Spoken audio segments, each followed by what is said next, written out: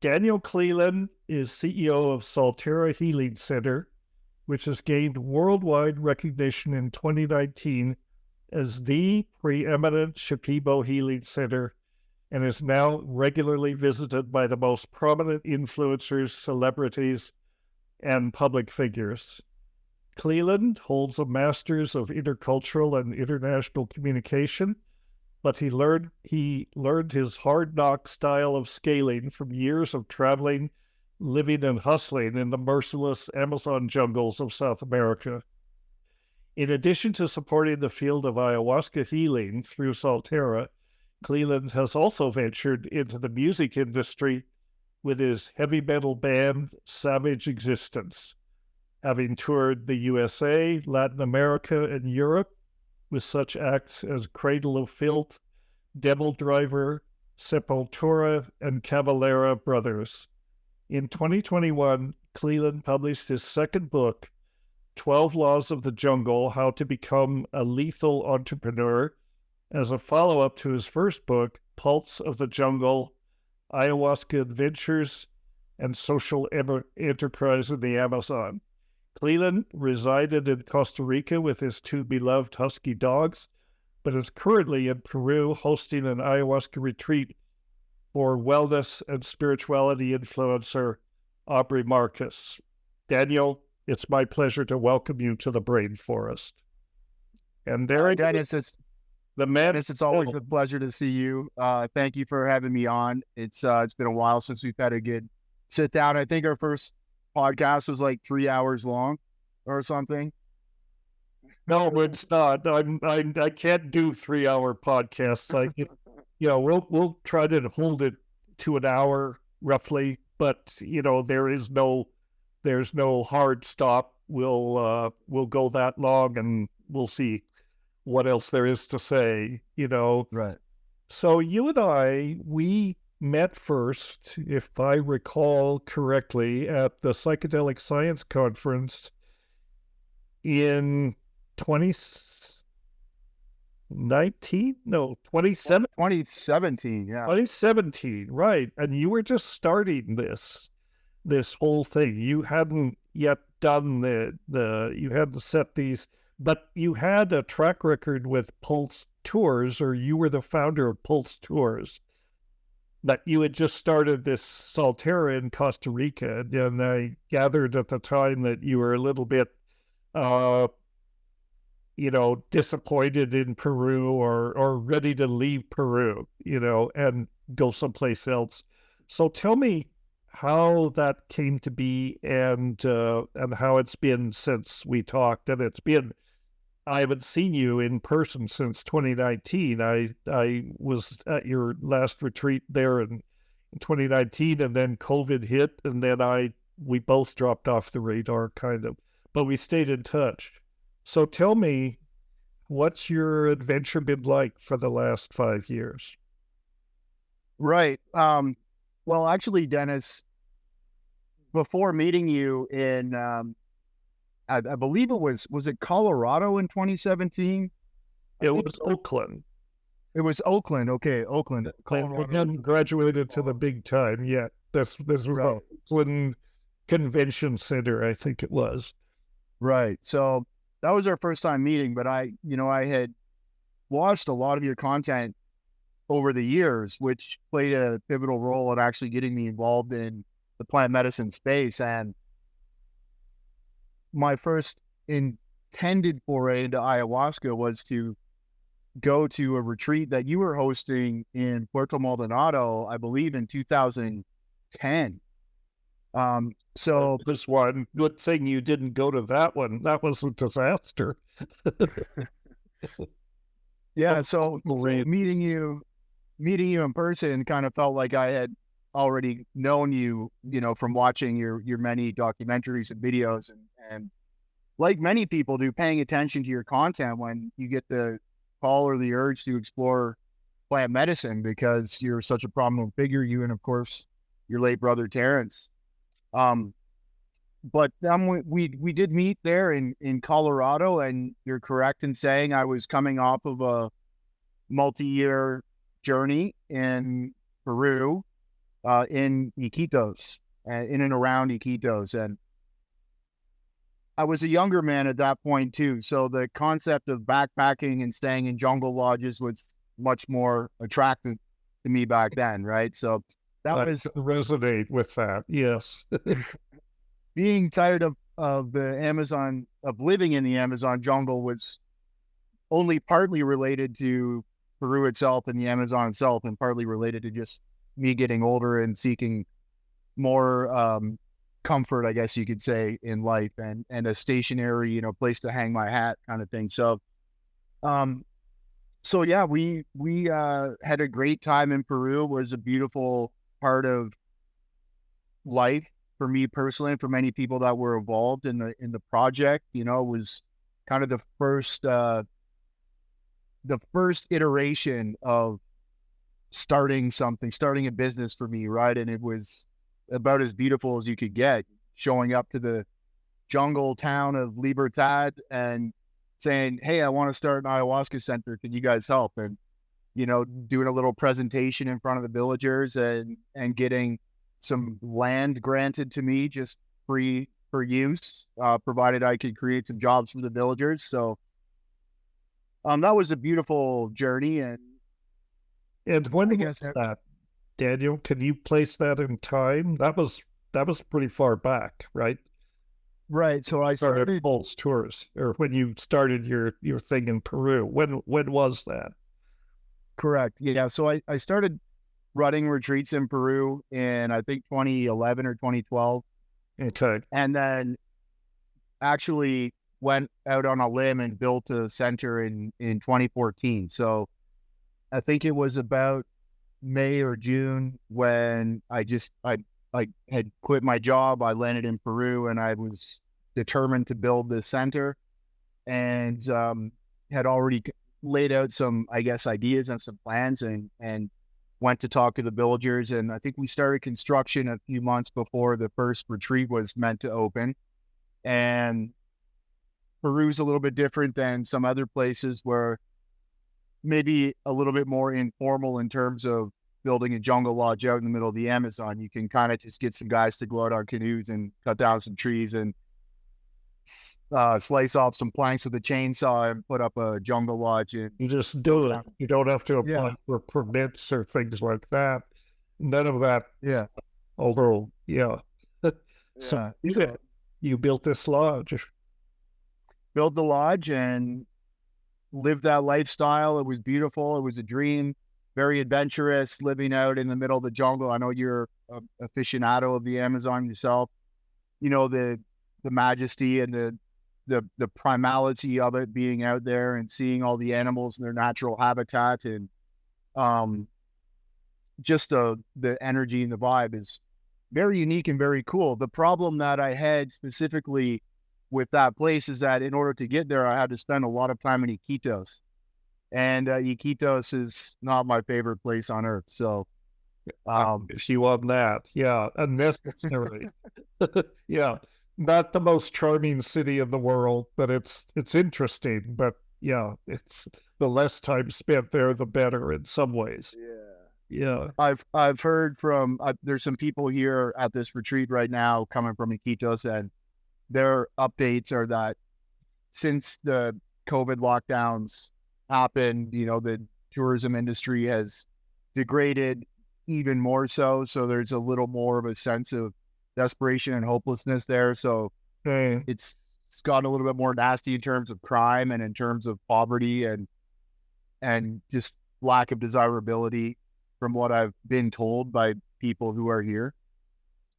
So, that's unfortunate. And I think that, it's an unfortunate hub for such a beautiful natural environment. It's unfortunate that the hub has, it's almost like a necessary evil in a certain way. But anyways, I don't want to knock Iquitos too much, but we got out of Peru in 2017. I was fortunate enough to find a buyer for that center, and then went and did a round two with the years of experience that I had of growing and building and running a business and an ayahuasca center, and came up to Costa Rica and found a beautiful spot on the beach and was able to bring together a group of people who believed in the mission and believed in what we were doing. That included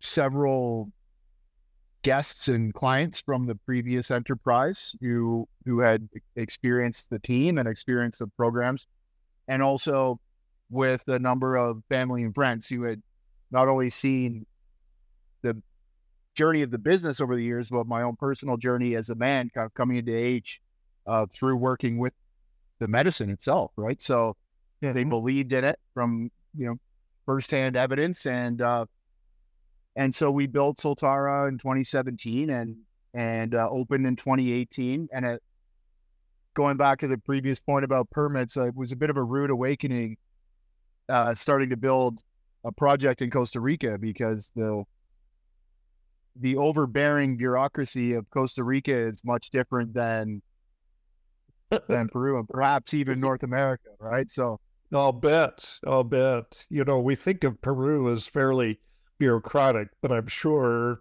Costa Rica, in comparison, is much worse. It's closer to it would be in the States or Canada. You need permits for everything. When you decided to open your retreat in Costa Rica, were you upfront with them about what you were doing? How does Costa Rica view these, these Amazonian traditions being transplanted to Costa Rica? Were there issues around that? Well, there's two questions. I was upfront with the local municipality when I was going to pitch the project and ask for some grease on the wheels, I guess you could say, of all the permitting processes and the various different strange legal requirements that they have in Costa Rica, especially around beachfront property. So I was upfront with them. I did use our example of Peru helping a village to really attain prosperity in the middle of the Amazon, where there was otherwise no other form of employment. Mm-hmm. So I did present that. We did keep it pretty low key in terms of the federal government for a while, but after a couple of years of working there, the federal government did catch wind of what we were doing and called us into their office, and we basically just accommodated their wishes, even though they didn't really know what we were doing. They knew what we were doing, but they didn't really know the practice by experience very well. Like they hadn't taken ayahuasca and it's reading about it online. Right. The legal status was that they essentially said this is not explicitly legal. It's also not explicitly illegal. So we're going to let you do it, provided you set up a clinic on site and hire a local doctor to check people before and after they imbibe the medicine at your facility. So we have clearance. They're covering their butts, if you will, by ensuring there's a local doctor that has Spanish translated checkups and vital signs and psychological, not a psychological evaluation, but just a general, okay, this person looks okay, so I'm going to sign off on them. So we are now working in collaboration with the Costa Rican Ministry of Health. What was the second question you asked me there? Well, you basically answered it. Okay. I just was wondering how that worked. And one of the models that's not typical. I mean, you had a center in Peru. You were working with Shipibo community, and then you kind of transplanted those people or that community to Costa Rica. You brought the curanderos up from Pucallpa, I guess it is. And correct. So the medicine, and you must have had some challenges importing the medicine. Well, we did when we were importing it, right? So in the beginning, we had the same producer from Peru who was making the medicine for our Peruvian center, and we were basically just bringing it across the border. There was no issues until basically the lockdowns, when the security just tightened up and they started asking a lot more questions and checking a lot of bags. So, and also we couldn't travel during the lockdown. So, I mean, it basically eliminated, and Peru was locked down for much longer than Costa Rica was. So Yeah. Costa Rica opened after about 6 or 7 months of lockdown, and Peru was locked down for at least a year. So when we opened back up, we needed we could not physically even get anybody to Peru to recollect the medicine, to collect the medicine. So we had to find a source in Costa Rica, and fortunately, there are people in Costa Rica who grow medicine, and it's really, really nice. Actually, one of them was introduced to you by me, whose farm I visited not too long ago,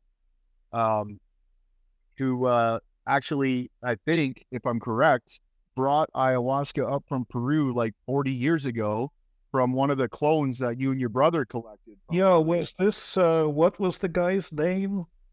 Tom. Tom Ray, right. Correct, yeah. Yes.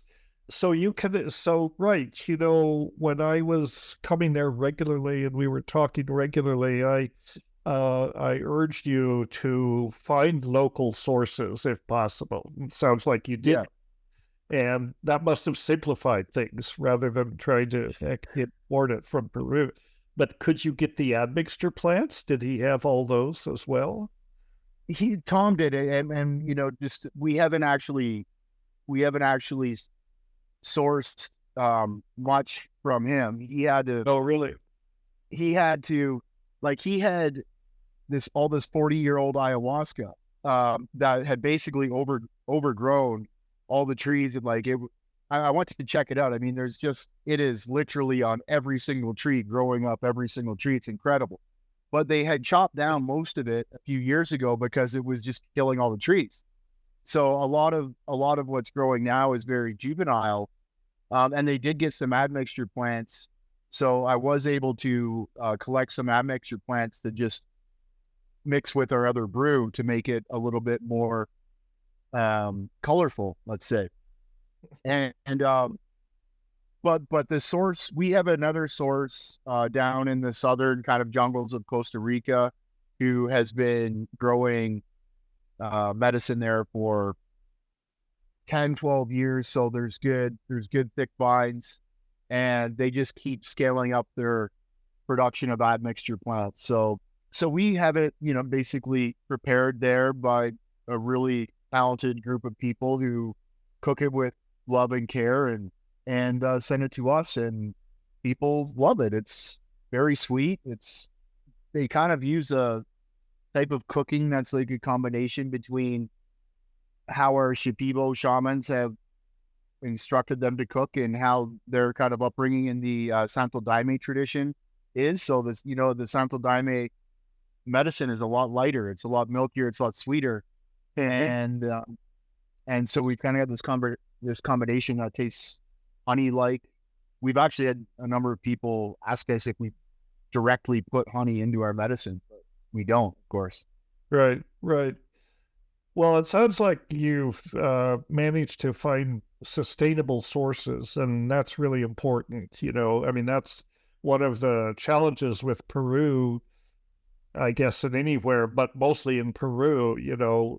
Not enough is being cultivated. People are going into the jungle and harvesting these 50-year-old vines, and it's putting pressure on it. So, one thing I always respected about the way that you were doing things was you were respectful. You were aware of all these issues because of your work in Peru. You were aware of the supply issues, the communities, and so on. You were, went out of your way to ensure that the medicine was good from a reliable source. The people, the Shipibo healers that you worked with, you had to cultivate those relationships over years, and I guess you succeeded because they've been working with you all this time. They wouldn't be if you weren't treating them well, and that's important. Correct. And I also, when I was at Soltara, the few times I was there, I was really impressed with your approach to the whole thing. You know, you made That people, means a lot. Thank you. yeah, you made people, you really went out of your way to inform people ahead of time, make sure people were prepared and in the right mind frame to have these sessions. And that's really an important thing. And you provided lots of opportunities for people to integrate and deal with the content. And, you know, I just thought in some ways that the way you were doing it, and this is what I told people, you know, that I recommended go to Soltara, I just said, these people do it right. You know, they have it working on all levels.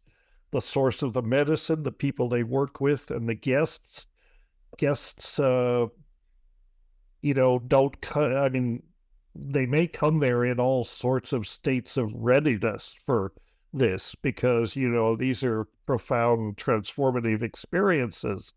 But you made sure that guests were aware of it and just treated well and prepared. And I always thought that was the right approach, you know. So, and Yeah, well, I have to give all the credit. Yeah. I have to give all the credit to the team. You know, they're a group of consummate professionals from years and years of experience who have come from various different other centers. And just imagine someone working in the field for 15 or 20 years. You know, they've been around the block. They've worked with a number of different healers. They've perhaps worked with a number of different traditions. They've perhaps done a number of different dietas, plant diets, perhaps worked at a number of different centers, learning different practices of different places. So fortunately, we've been able to have enough of a gravitational pull for the consummate professionals in the field to come and not only work for a time period, whether that's a couple months a year for a couple of years, or whether that is, you know, full time for 5 or 7 years or whatever it is. But even if they've only worked with us for a short period of time, we've been able to build up a body of knowledge and really codify a body of knowledge and best practices into our core company ethos and our core company business practices that has outlasted anyone who's come and gone over the years. And a lot of times those practices have been analyzed by other people who have come and gone over the years, and they've added their 2 cents here and said, we either need to do this or not need to do that. So, you know, I really do give all the credit when it comes to the operational prowess of the company. I do give all the credit to the team. I really don't have much, you know, hands-on impact on the operational flow of the day-to-day. You know, it's all coming from professionals. I'm not trying to rewrite the book or create some kind of proprietary program that's not grounded in the experience of so many professionals and the healers themselves. Well, that's a sign of a good CEO, basically, and that's how you think of yourself as the, you know, sort of plant medicine entrepreneur. And we can talk about that, but the fact that you can put together a team that you have confidence in and you can walk away from it. You don't have to be there. Someone I think that was considering going to Soltara that I'd recommended said, you know, I don't see Dan Cleland. Who's Dan Cleland? He's not on this website. You know, I looked at the website and, you know what, you're not there.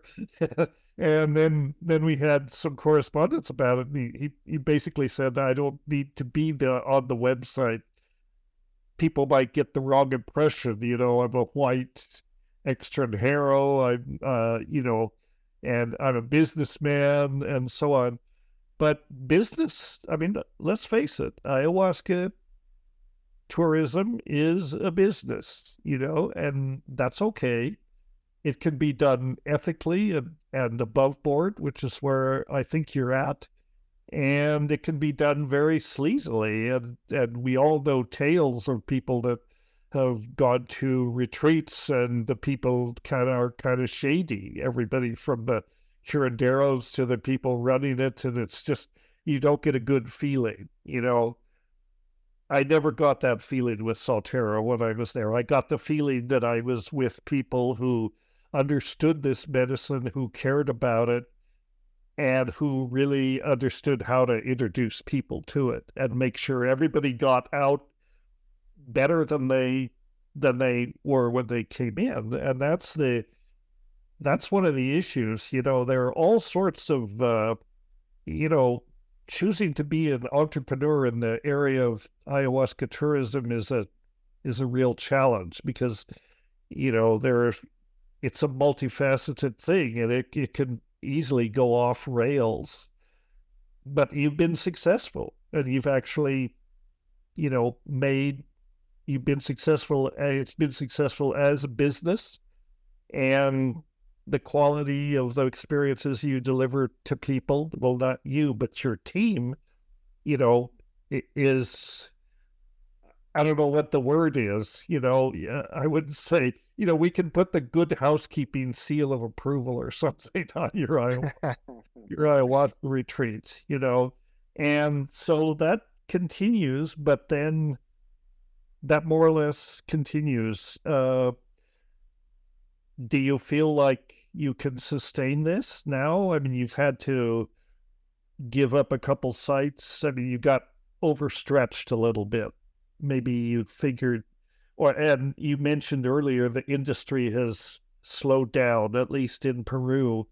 Not so many people are coming to ayahuasca retreats, at least around Iquitos anymore. So what's happening with this industry? Where is it going to be in 5 years or 10 years? Or do you think about that? Do you worry about that? Yeah. So, I think I have a term for this. I call it the democratization of ayahuasca. And, it's when you see these big conferences like MAPS and all of these, influencers sharing their stories and bringing ayahuasca to the masses, and the Netflix documentaries and everything else, it brings a massive amount of public awareness to the medicine. So it creates a massive amount of interest. Mm-hmm. But I think, in parallel to that, you've seen a massive amount of people offering facilitator courses, and a massive amount of people taking apprenticeships with different healers. So let's say, 5 or 10 years ago, you had a big explosion of interest, but it was all based in South America. The service providers were basically all based in South America. It was illegal in all 50 states and Canada and Mexico, and there were no service providers in Costa Rica. Right. So it was, that public interest translated to which center do I go to, right? And all the centers were based in Iquitos or in Brazil in some cases, or in Colombia in some cases. But there was never a question of, do I go? I got 5 friends on my block that are, shamans or have taken apprenticeships and, have medicine, or offer weekend ceremonies, or my buddy knows a shaman from Peru who's coming up and doing a tour of the U.S. and bringing his own medicine, and kind of, there's just, I think the options have dramatically increased, which I think is good for the medicine, right? It's good for the plants getting around. And I mean, just look at Costa Rica, like in terms of the supply side, seeing how well ayahuasca grows in Costa Rica. I mean, there's no chance of ayahuasca going extinct. Certainly not in Costa Rica. It grows like a weed there. Like it literally grows like a weed. They said we have to cut this down because it grows like a weed and it takes over all the trees. It just grows and grows and grows. So, the medicine is certainly making its way around the world.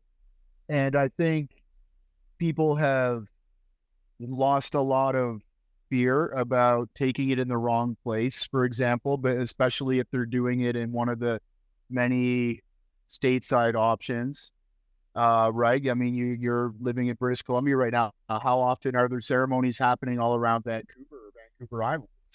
It's ubiquitous, or in Toronto, right? There's many of these things going on. So, Yeah, um, everywhere. so Locally, there are opportunities. I haven't gone out of my way to connect with that, but that's definitely going on everywhere.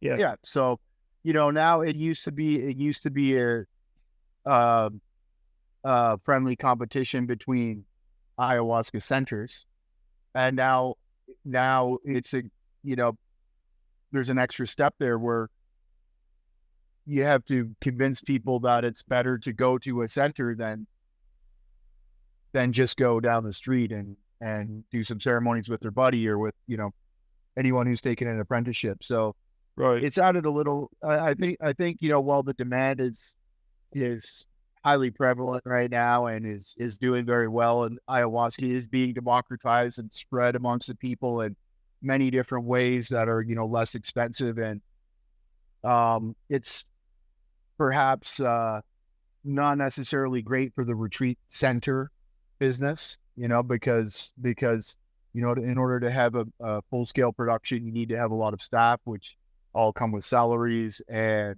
Yeah, you need to have people have options now. Yeah, Yeah. you have to have an infrastructure and, like you say, salaries and staff and maintenance and all that. But on the other hand, there is a certain demographic of people that can afford this, Yeah. and that's okay if they have the money. They're going to spend it somewhere. I mean, they could spend it, taking yacht trips and on the Caribbean or something, or they could go to ayahuasca retreats, and they'll probably Exactly. better people if they go to an ayahuasca retreat. The rather wealthy demographic that tends to be attracted to these things.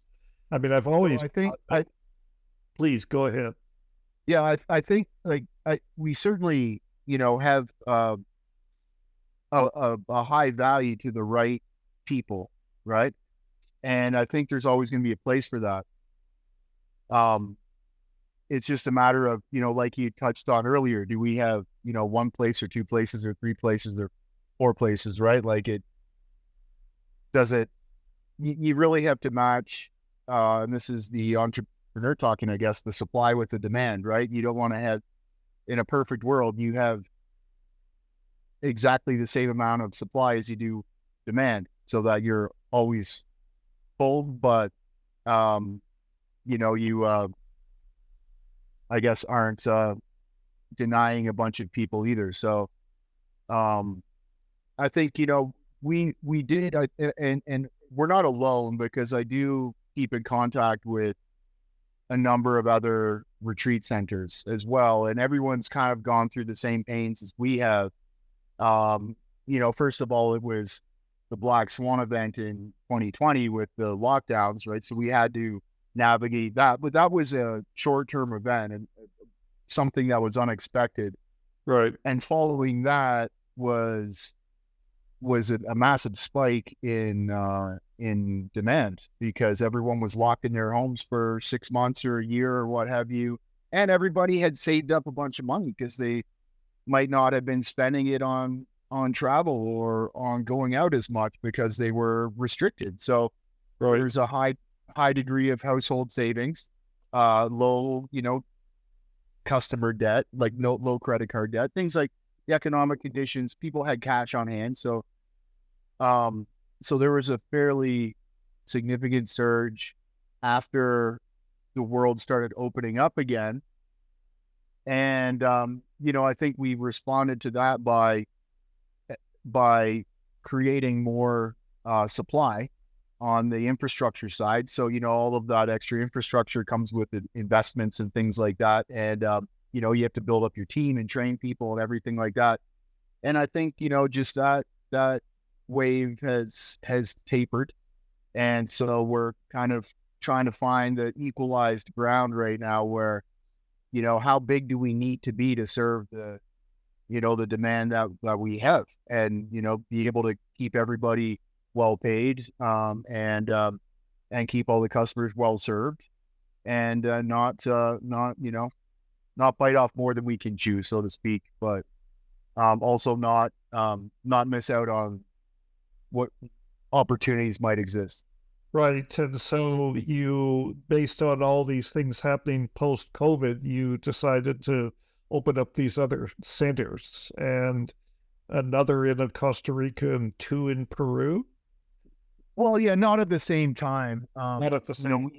Yeah. Not at the same time. Yeah. So we But had, that proved to be a little more than you bit off a little more than you could chew, and that because you can keep them all filled. Obviously, maybe you've more. right. Maybe the market is not as big as you thought. Well, particularly on the Peruvian side, because, Right.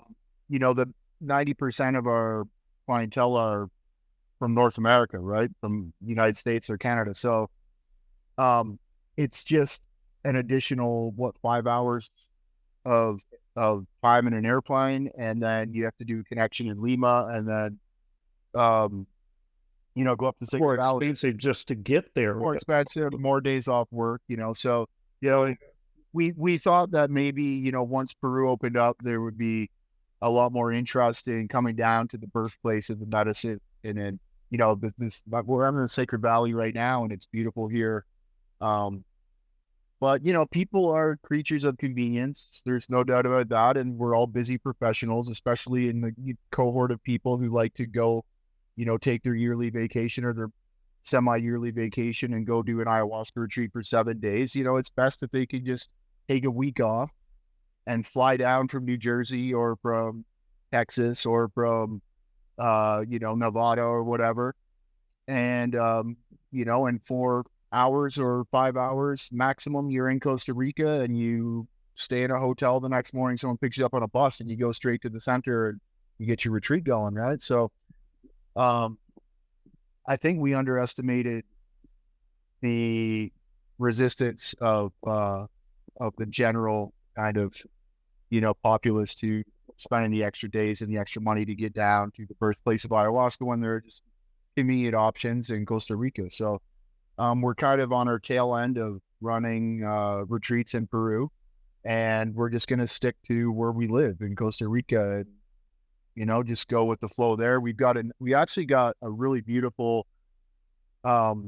second facility opening up in Montezuma.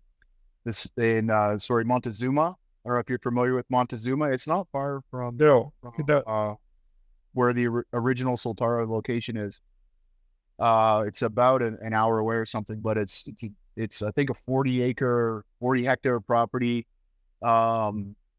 It's got 2 rivers. It's got a waterfall. It's called the Sanctuary at 2 Rivers. And we literally just opened up bookings there. So as of August, we're out of Peru. And as of November, of course, we have our original location at Playa Blanca. And then as of November, we have a secondary location, which is a smaller location. So the group sizes will only be 12 to 14 per participants. So we're not trying to bite off more than we can chew, just, a little extra than what we can handle at Playa Blanca. So we'll see how that goes, and hopefully it goes well. And yeah, but at least you only have 2 places to maintain and in the same neighborhood, in the same right. I mean, this makes a lot of sense, given the business reality of the situation. So, and you didn't get where you are by making bad business decisions. So I think this is great. I think this is good. I think that will ensure that Soltara, I mean, is everything done under the brand name Soltara? Like the other retreat center as well? That's Soltara too. You've got Soltara, but then that's an umbrella for these 2 centers, and the ones in Peru as well, which will go away. But is that? Yeah, I mean, yeah. So we basically we own the one property at Playa Blanca, and then we've just been renting, long-term renting other properties for whatever expansion initiatives we've taken. So, we have a deal with this other place, and we've got the site rented from November to April. So that's basically, high season. And hopefully that plays out well. I mean, we're looking forward to it. It's a good contrast to the Playa Blanca location as well, because I mean, the Playa Blanca, as you know, is kind of like this very hot, very beachy, very kind of arid. I think you were there during the hot season, like during the dry season one year, and it was I had my time there during the dry season. It is hot. Yeah. So I mean, as you know, Costa Rica has, I think, 17 different microclimates or something. So, that at least it's not two identical beachfront locations. It's, one hot, arid beachfront location, and then a place that's more jungly, and it's, more freshwater river, and, go swimming in the waterfall instead of it on the beach. And, the buildings even are kind of built up in the foliage and stuff like that as well. So it offers a bit of a contrast to perhaps complete the circle, and perhaps I think people are going to like it. So I think I got to come down and have a look at it. I'd like to visit the new place. Yeah, and the old place for that matter. So are you working in Peru right now? Are you working with Aubrey on this particular retreat? Is he is see some people? I know your buddy. I'm not sure what your business relationship is, but this is his gig, the place where you're at right now. Well, no. So we've rented this place until August, and we're basically just we're doing a private retreat for Aubrey Marcus and his crew here. We've organized kind of a special program for them based on just individual desires from Aubrey. So we brought in a special shaman to work here, kind of with the Soltara programming, the Soltara operational experience or container, I guess you can say. We have a guest shaman here that Aubrey has been wanting to work with for a while. So basically, it's just a bespoke, custom retreat that we're doing, and so I'll be here for a week just to kind of oversee things, and gonna do a couple of ceremonies as well. We had the first ceremony of the week last night, and it went very well. And we've got a day off today and another retreat tomorrow. So only 3 retreats this week with a day off in between, and a late breakfast and a little more rest time. So people don't get too exhausted up here in the high altitude. And you get a chance to tour some of the sites, maybe. I always liked organizing retreats in the Sacred Valley because there's so much stuff. You can go to Machu Picchu and Pisac and all over, and that was always good for our group. If you got, for your viewers, just for the video here, I'll just kind of show you a bit of the journey that we had.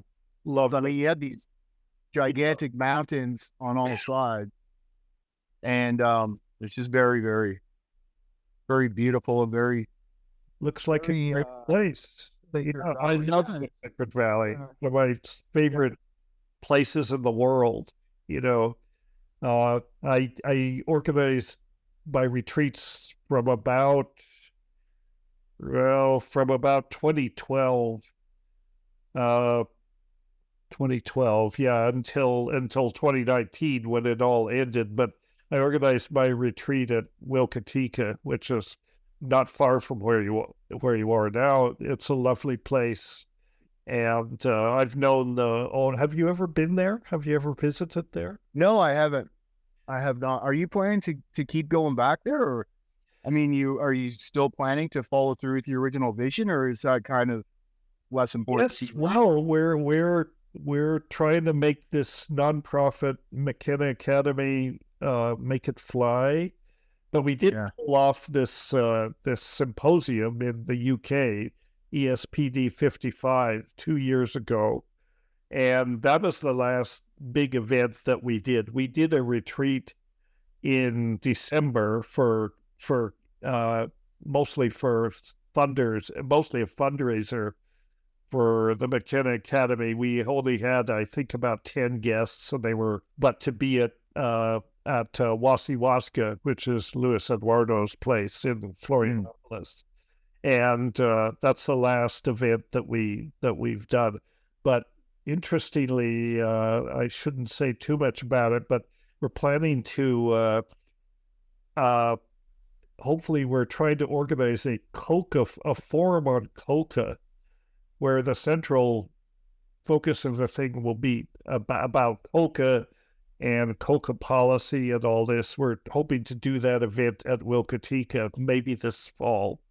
You guys going to be doing any extracts there?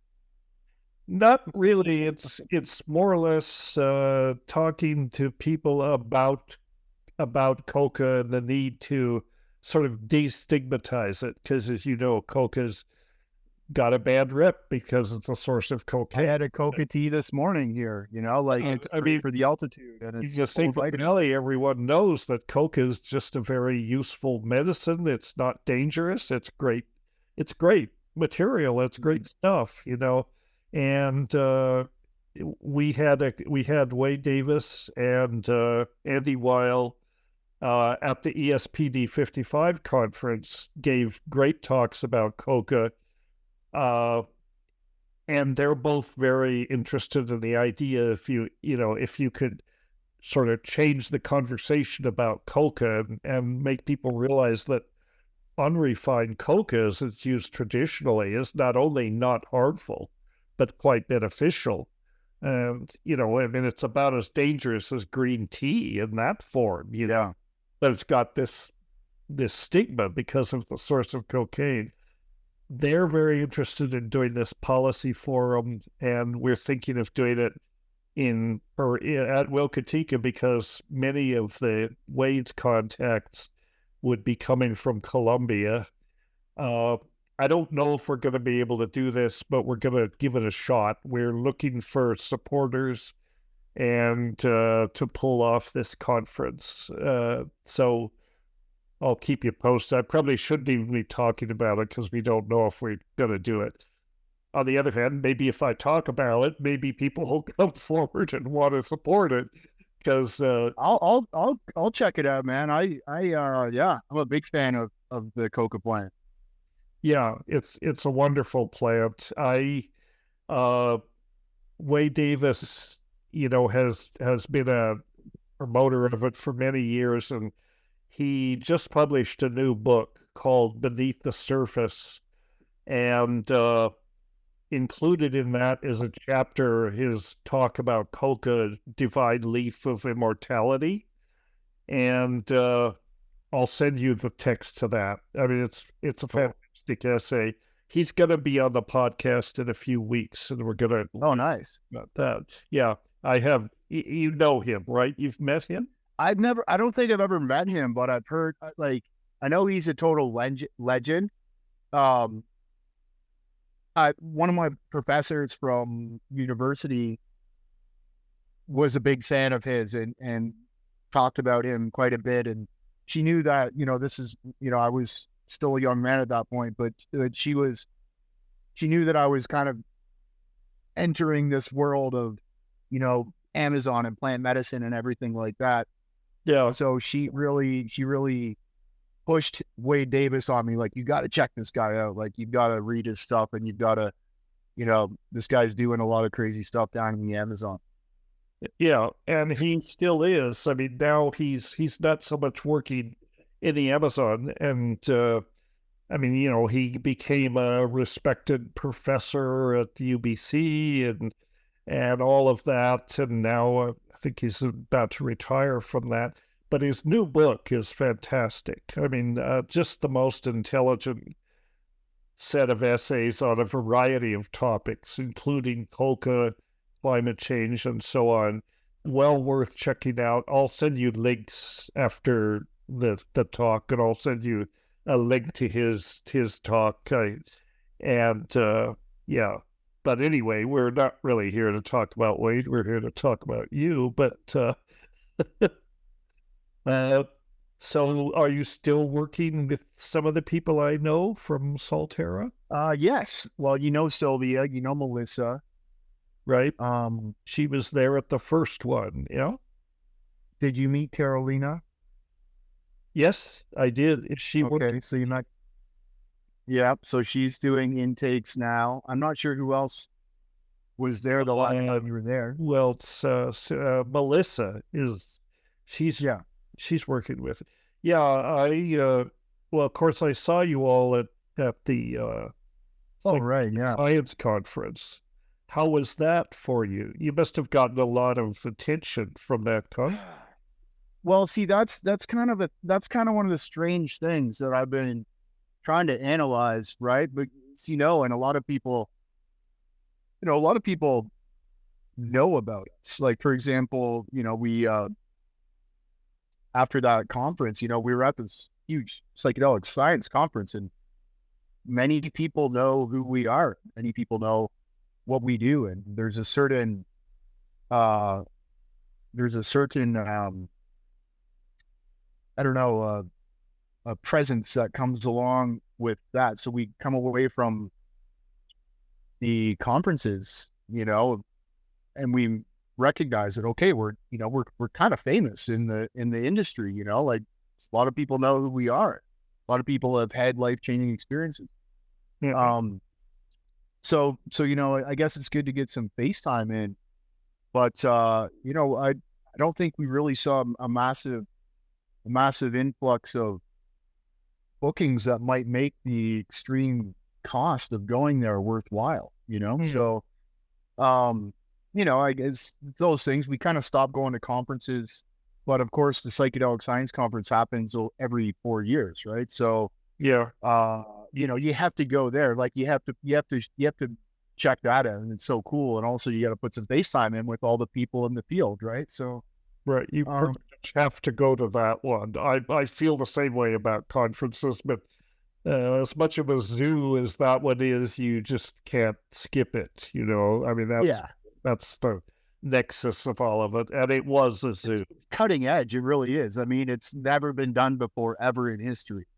Yeah. Right. And the fact that it's grown so much, like from 2017 to 2022 or what, when was what? No, this was 2020. Last year, 2023. Yeah, 2023. So, I guess it postponed it because of the lockdowns, but yeah, I mean, the amount of growth just in that amount of time, it was absolutely staggering. It's extremely impressive. So not only do you need to kind of go put in some FaceTime for your profession, but it's just a spectacle, it's a spectacle. And there's all kinds of really cool people there. And there's all kinds of talks that happen all day long in several different auditoriums, right? I think there were 3 different auditoriums or something. Yeah, it had talks going on all day long. So. It's hard to keep up with it. That's right. And that when I go to gigs like this, I mean, for me, I guess I'm too well known, and like it's hard to get. Oh yeah, everybody's trying to get a signature to the other, and everybody wants a conversation on a selfie. Oh my God. And that's fine. I mean, I'm basically a curmudgeon, but I try to be friendly, but it was okay. I mean, it was good. It was not something that I could really not go to, and so we gave a talk about the Academy, and it was well received and like that, I'm surprised you don't have like Secret Service with you at those events, man, because every time I see you got about 4 people standing in front of you and about 4 other people in line trying to get some attention from you. And you're trying to have conversations with people, but then you have other people interrupting you, and you're kind of trying to make time for everybody. But it looks like it must be exhausting. Well, it is exhausting sometimes. I don't, if I reach the point where I need Secret Service, I'm going to put down my baton or whatever. I don't think I'm hated, so I don't think Secret Service is necessary. handlers maybe, publicists, but it's just it's a very intense situation at that conference, but that was good. I'm glad I went, and probably will go back to the next one. So, No. Also, we've completely failed to mention, except in your biography, you're a performer. You've got an album, a couple albums, and you've been working with different bands in the UK and US, Europe, and so on. Yeah, it's been Got an interesting life. Yeah. Oh, it's not been an interesting foray into trying to satisfy a teenage dream when you're 40 years old. We've got we've squeezed a lot of the juice out of it. I think to take it all the way, it would require more of my time and investment than I'm willing to offer. And, the relative payoff, I think, for musicians these days is quite small compared to the investment you've got to put into it, both in terms of time and financial investment. So, as much as when I was thrilled about it getting started a couple years ago, thinking about, playing in stadiums and stuff like that, I think I have a much more pragmatic and realistic approach right now, which is, probably I should be an entrepreneur starting and running businesses. And I'll be much happier doing that. And then if I do well at that, I'll have enough disposable income to spend on taking the band out for a month-long tour every year, or maybe a month-long tour in the fall, a month-long tour in the spring. Yeah. And, pay for all the bus rentals and the plane tickets and the hotels and the meals and all that kind of stuff. So, I mean, it's fun, and and some of the guys in the band are really, professional musicians who are they have a vision. So we'll see if something happens. But, I think I know where I'm at personally, which is, I like my home, I like my dogs, I like Costa Rica. And, if I'm going to spend a whole bunch of time and effort on building a business, it's probably going to be something that pays a little bit better than the music industry, So let's hope so. Yeah. The whole industry, it's hard to make money for the performers. Well, it sounds like you've really changed in some ways over the last 5 years or so, in a good way. You become more grounded, more sort of realistic, but you're still committed to the vision and, the way that the businesses you've created and so on demonstrate that. Well, I'm mid-40s now, man. There's mid-40s. You reach a certain, life comes in phases, and you're a lot different when you're late 30s than you are when you're mid-40s. I think, you have signals from your body, you have signals from, the society that, man, it's time to kind of just grow up a little bit here.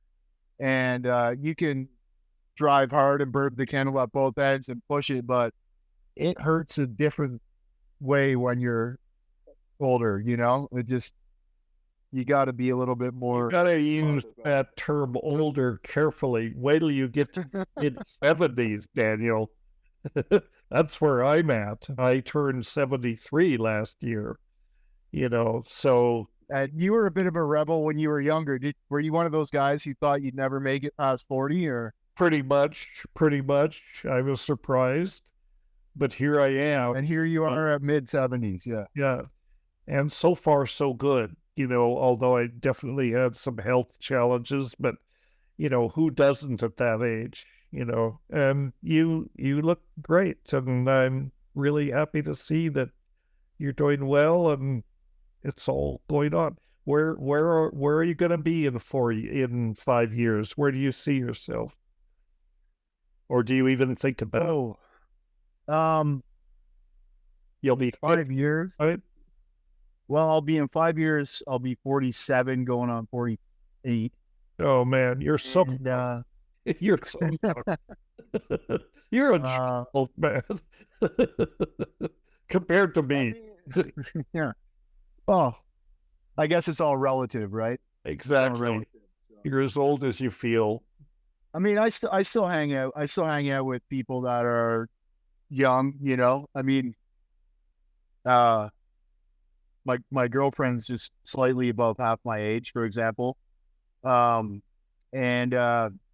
you know, my friends, I still hang out with cool dudes that are still in their 30s, and we go out to cool parties and stuff like that. So, you know, it's all relative. I think probably just the recovery time is a little bit worse. But in 5 years, in 5 years, I would estimate I'm probably not much different than where I'm at now. You know, I have a really great group of friends in Costa Rica.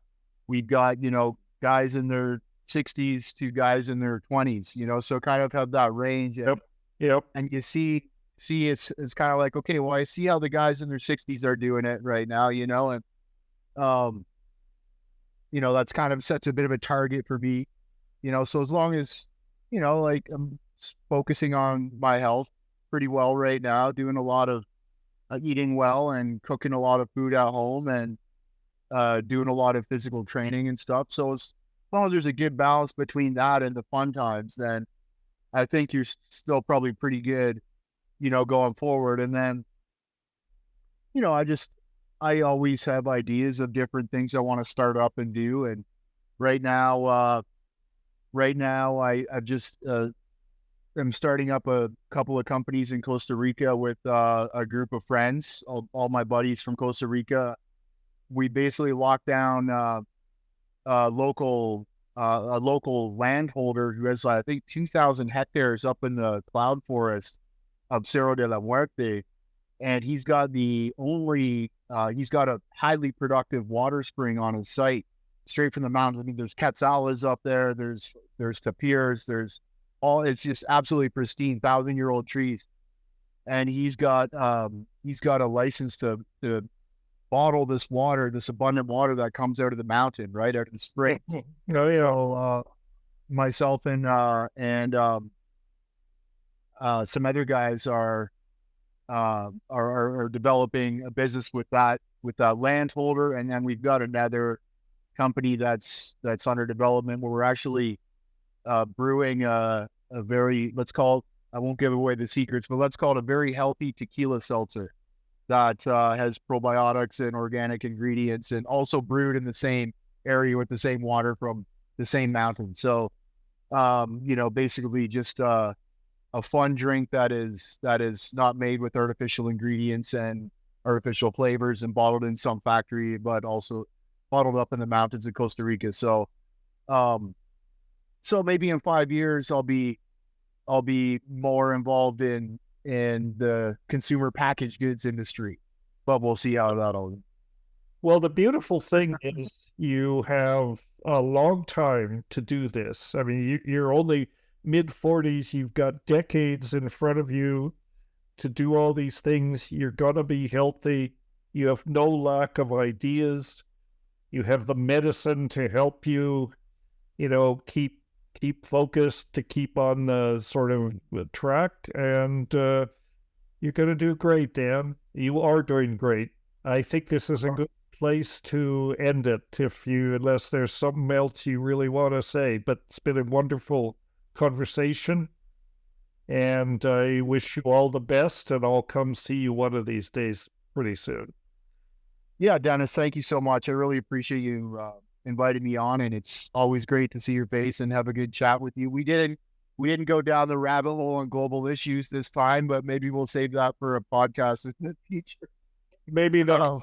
Maybe next time. Yeah. It's just been good to catch up with you and learn what you're doing. I wish you and all your colleagues success in this business. You know, you've managed to make a business, but keep your moral, your moral focus and not exploit people and not go. And there's so many opportunities to go weird one way or another. You appear to have avoided that. So, Well, if you ever find your way up to British Columbia, if that's how I'm perceived, I'm happy to be perceived that way. So no, I think it's not just a perception. I think it's the truth. It is how you are, and I respect you and love you, Dan. well, I respect and love you too, Dennis. And again, thank you very much. And we got to get you down in Costa Rica also sometime. One of these days, I think it's in the cards. I'm looking forward to it. We'll make it happen. Yeah. Sounds good. All right. All the best. Thank you.